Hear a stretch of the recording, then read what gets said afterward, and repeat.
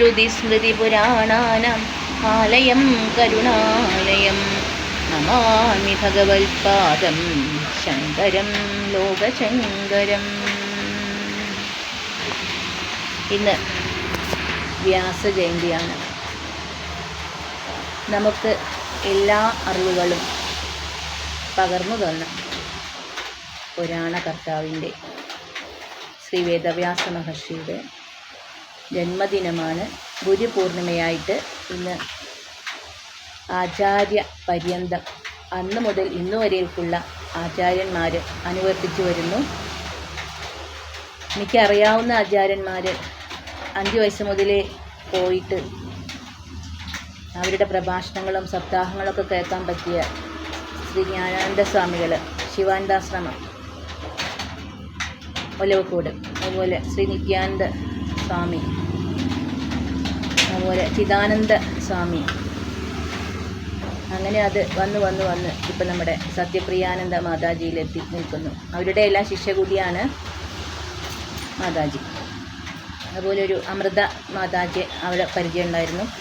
ഞാനിപ്പോൾ ശിവാനന്ദാശ്രമത്തിൽ പോകുന്ന സമയത്ത് കുട്ടികളാകുമ്പോൾ അമ്മയുടെ കൂടെ ഒക്കെ പോകുമ്പോൾ ആദ്യമായിട്ട് സപ്താഹം അത്ര പ്രാബല്യത്തിൽ ഉണ്ടായിരുന്നില്ല. അന്നൊക്കെ നമുക്കൊന്നും മനസ്സിലാകുന്നില്ല. എങ്കിലും ആ ഒരു വെറുതെ ഇരിക്കുകയാണെങ്കിലും കൂടി ആ ഒരു എന്താ പറയുന്ന ഒരു ശ്രവണ സംസ്കാരം ഉണ്ടെന്ന് എപ്പോഴും മാതാജി എന്നോട് പറയും. അല്ലാതെ യാതൊരു വിധത്തിലുള്ള ഗുരുക്കന്മാരുടെ അടുത്ത് നിന്ന് സംസ്കൃതം പഠിച്ചിട്ടോ അതുപോലെ പാട്ടും ഞാൻ ആയിട്ടൊന്നും പഠിച്ചിട്ടില്ല.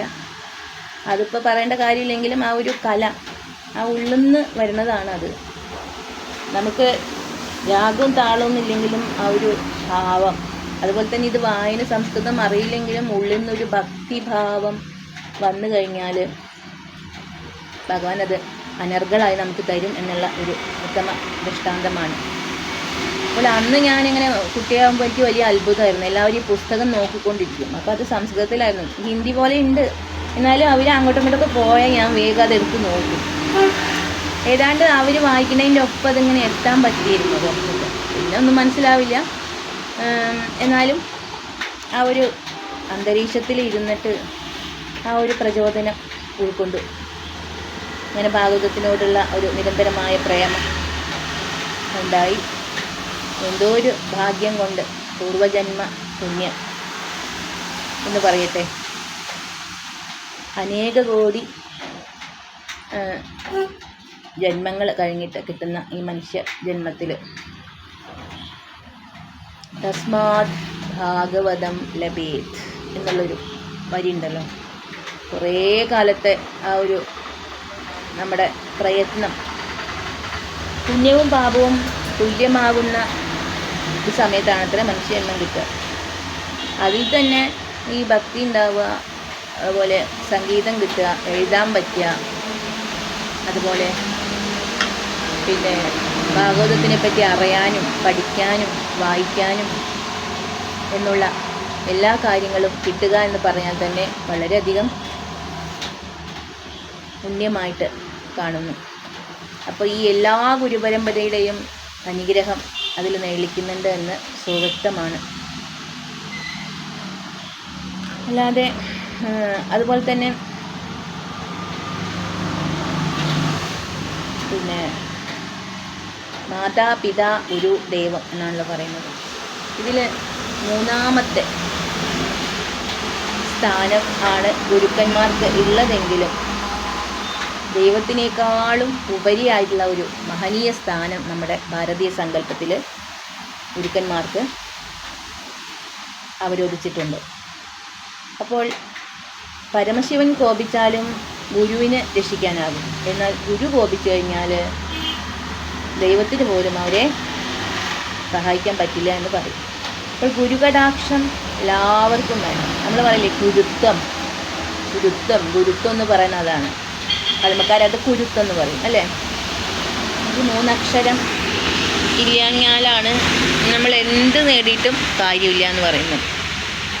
നമ്മുടെ ജീവിതത്തിൽ അവരുടെയൊക്കെ അനുഗ്രഹം കിട്ടുക, അവരുടെ ഒരു ദർശനം, ഒരു സ്പർശനം, ഒരു ആശീർവാദം, ഇതൊക്കെ മതി നമ്മുടെ ഈ ലോകം അതായത് ഈ ലോകത്ത് കാണുന്ന സകല ക്ലേശങ്ങളിൽ നിന്ന് നമുക്ക് പല പ്രതിബന്ധങ്ങളും ഉണ്ടാവും മനുഷ്യ ജീവിതത്തിൽ, അല്ലേ?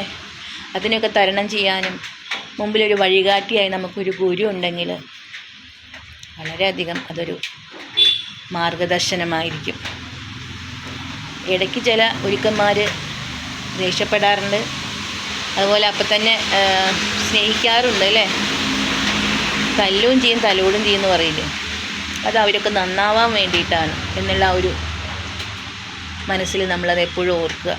പണ്ടൊക്കെ ഗുരുകുല സമ്പ്രദായമായിരുന്നല്ലോ, അല്ലേ? കൃഷ്ണനും കുചേലനും കൂടി സാന്ദീപനി മഹർഷിയുടെ ആശ്രമത്തിൽ താമസിച്ചിട്ട് 64 ദിവസം കൊണ്ട് സ്വായത്തമാക്കിയതാണ് എല്ലാ കലകളും എന്ന് പറയുന്നത്. അങ്ങനെ അവസാനം ഗുരുദക്ഷിണ എന്താ വേണ്ടതെന്ന് ചോദിച്ചപ്പോഴാണ് മരിച്ചുപോയ തൻ്റെ മകനെ പിന്നെ യമലോകത്ത് പോയിട്ട് തിരിച്ചു കൊണ്ട് കൊടുത്ത ഒരു സംഭവം ഉണ്ടല്ലോ. അപ്പം അത്രയും മഹത്തരമാണ് ഗുരുദക്ഷിണ എന്ന് പറയുന്നത്.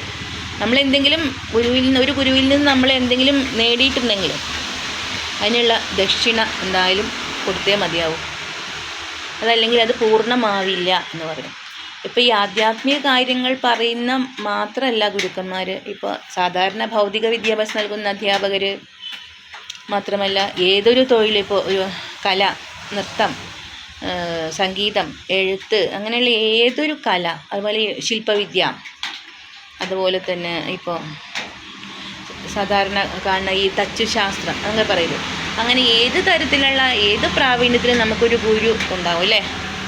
ആ എല്ലാ ഗുരുക്കന്മാർക്കും ഇത് നമ്മളിപ്പോൾ ടീച്ചേഴ്സ് ഡേ ആഘോഷിക്കുകയാണല്ലോ, അത് ഇൻ്റർനാഷണൽ ലെവലുണ്ട്. അതുപോലെ സെപ്റ്റംബർ 5 ടീച്ചേഴ്സ് ഡേ ആചരിക്കുന്ന പോലെ തന്നെയാണ് ഇത് ഇന്ന് വ്യാസപൂർണിമ ആഘോഷിക്കുന്നത്.